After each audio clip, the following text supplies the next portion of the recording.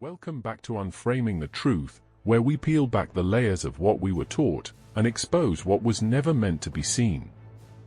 In Part 1, we uncovered the roots of modern education, how a Prussian military system shaped our schools into factories of conformity.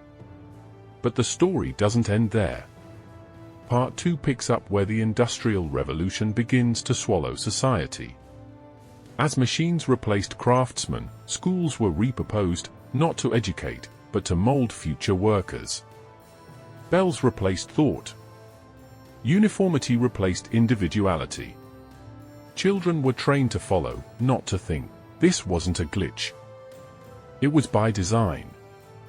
In this chapter, we'll look at how governments and corporations quietly reshaped education to serve their own interests, turning classrooms into pipelines, curiosity into compliance, and generations into obedient labor. Let's keep digging. Let's keep unframing the truth. When Horace Mann returned from Prussia in 1843, he wasn't just bringing back an idea, he was carrying what he believed was the blueprint for a better world. In a time when education was a privilege for the few, Mann envisioned a system where every child, rich or poor, could access knowledge, shape their future, and contribute to a thriving democracy.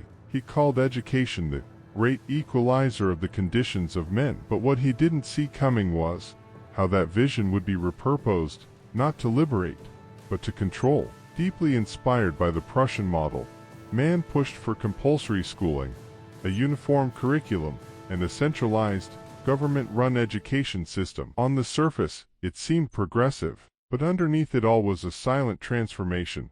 Schools began to mirror factories, where children were processed through age-based grades, given the same instructions, and expected to produce identical outcomes. They sat in rows like assembly line workers, moving through bells and schedules that mimicked industrial life. The goal wasn't to nurture thinkers.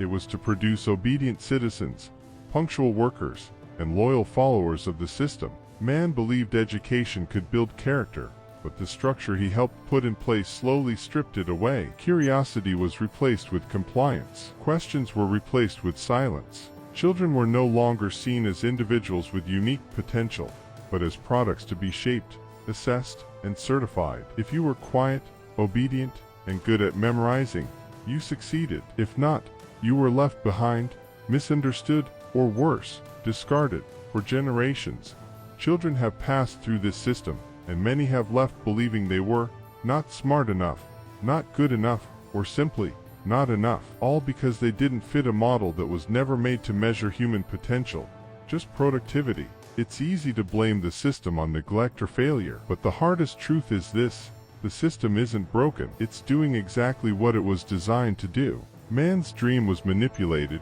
industrialized, and mass-produced until the soul of education, freedom to think, to feel, to create, was quietly taken out. Now, we must ask, can we reclaim that dream? Can we rebuild a system that sees children as more than test scores, more than future workers, more than numbers on a spreadsheet? The time to start asking those questions is now.